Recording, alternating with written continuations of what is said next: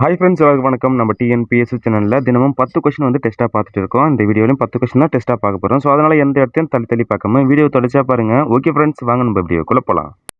Question 1, தேவாரத்தை தொகுத்தவர்.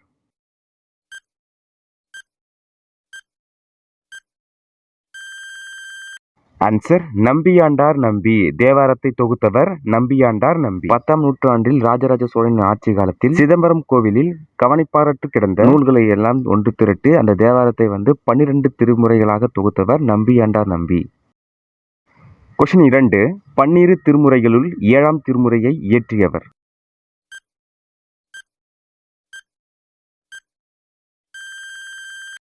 Answer Sundarar. 12 திருமுறைகளுள் 7ஆம் திருமுறையை இயற்றியவர் சுந்தரர். கொஸ்டின் 3, திருக்கேதாரம் என்னும் தலைப்பில் அமைந்த கவிதை பேழை பாடலை இயற்றியவர்.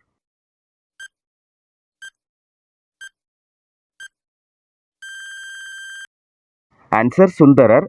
திருக்கேதாரம் என்னும் தலைப்பில் அமைந்த கவிதை பேழை பாடலை இயற்றியவர் சுந்தரர். கொஸ்டின் 4, பதிகம் என்பது டேஸ் பாடல்களை கொண்டது.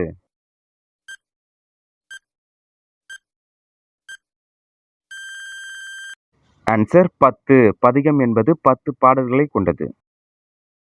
கொஸ்டின் 5, கலித்தொகை டேஸ் நூல்களில் ஒன்று.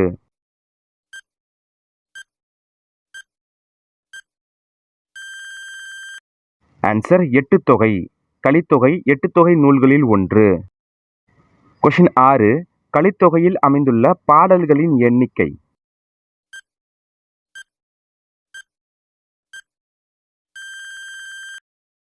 ஆன்சர் 150. கலித்தொகையில் அமைந்துள்ள பாடல்களின் எண்ணிக்கை 150. கொஸ்டின் 7, கலித்தொகையை தொகுத்தவர்.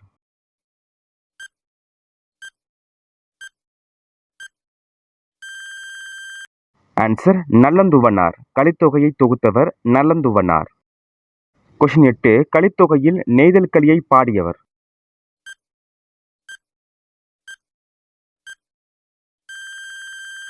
ஆன்சர் நல்லந்துவனார்.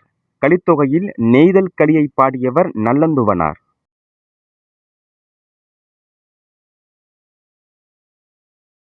கொஸ்டின் 9, பானை ஓடுகள் கிடைத்துள்ள இடம்.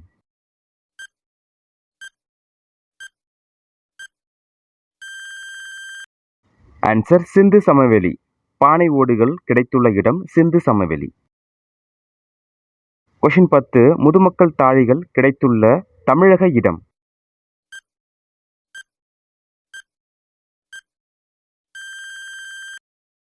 ஆன்சர் ஆதிச்சநல்லூர். தாழி அப்படின்னு என்னதுன்னா, அந்த காலத்துல பாத்தீங்க அப்படின்னா இறந்தவர்கள் உடலை வந்து இந்த பானையில வைத்து தான் மண்ணில் வந்து புதைப்பாங்க.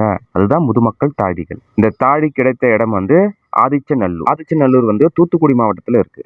இந்த 10 கொஸ்டின்ல நீங்க எத்தனை கொஸ்டினுக்கு சரியா ஆன்சர் பண்ணீங்க சொல்லிட்டு இந்த வீடியோ கமெண்ட் பாக்ஸ்ல கமெண்ட் பண்ணுங்க. இந்த வீடியோ பதிவு கண்டிப்பா உங்களுக்கு பயனுள்ளதா இருக்கும்னு நினைக்கிறேன். ஓகே ஃப்ரெண்ட்ஸ், அடுத்த வீடியோ பதிவில் சந்திப்போம். நன்றி, வணக்கம்.